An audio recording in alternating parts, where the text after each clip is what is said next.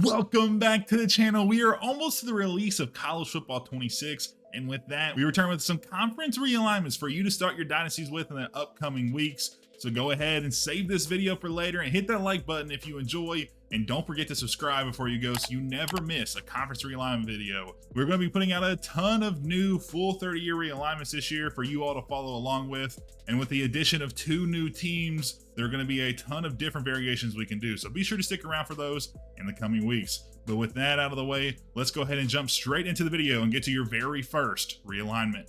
To start, these realignments are just to get your dynasty started as we move into the season. I'll bring back those longer full dynasty realignment videos later into the year with more backstory so you all can build a better and more immersive experience in your dynasties. But today we start with the tried and true classic, one of my favorite alignments to start with the early 2020s alignment.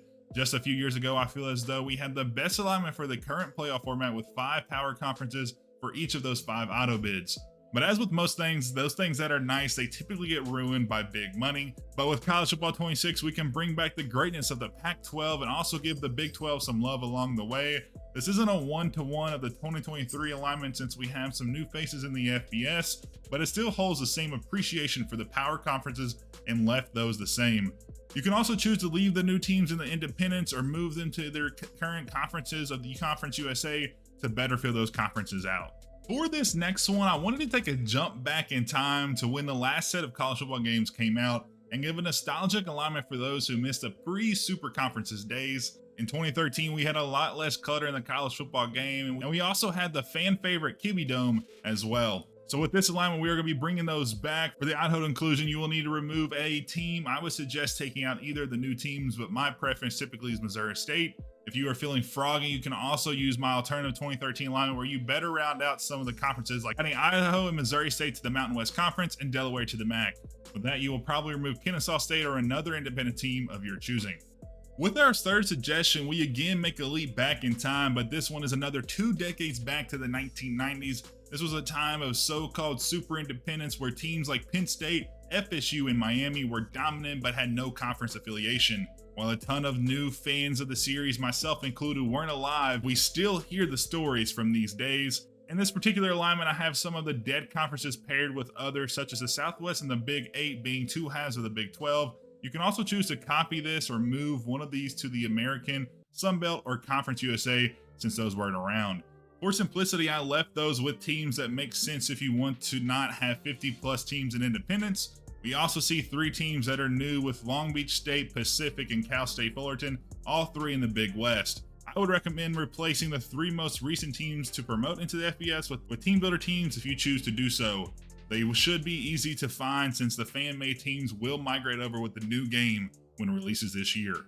Now that we are halfway done, I wanted to give a perfectly balanced alignment for those who love conference divisions and playing the same teams every season. I didn't take many liberties here with the teams that fell out of their old conferences, as you see Maryland and Georgia Tech in the independents. But if you want to make those lower conferences more competitive, throw them into one of them or add them back and have almost all conferences become 14 teams. I chose 12 since it was a cleaner look. In this alignment, I highly recommend playing 9 conference games, and with the new addition of protected rivals to this year's game, I would make each team play 2 teams from the other division every single year and have 1 that rotates. This gives the best blend of opponents you see every year, but also some new faces every few games. Coming to our second to last, I wanted to come back down to reality and give you all a look into next year's alignment. Whether you want to start off with this or use in a year or two in one of your dynasties, the only real changes here is that the influx of teams to the Pac-12 from the Mountain West and the addition of UTEP and Northern Illinois to backfill their losses. If you want to get real creative, you can always add in Gonzaga and try to revitalize their football program as a new member of the Pac-12. For this last one, we have the most dystopian alignment known to mankind, and it is a super conference alignment. In an eerie possible look into the future, we can get an idea of what a league would look like if both the Big 10 and SEC kept expanding. Since College Football 25 had the conferences capped at 20 teams, that is how many I added to those conferences. While you can add whoever you want to those clusters, I added FSU, Clemson, Miami, and Tulane to the SEC, and Notre Dame and Kansas to the Big 10. This felt the most pseudo-realistic if we had a hard cap of teams, since you could see UNC moving to the Big 10, but I doubt they would do so without Duke. And if there is any chance these two conferences break away from the NCAA and create a new NFL style league between themselves, Notre Dame would for sure be hitching a ride for all of you who think they would never join a conference. But with that, those are 6 different starting points you can use on day 1 if you are tired of the same old alignments we had last season. So I hope you all enjoyed, and be sure to like if you did, and I'll catch you all in the next one.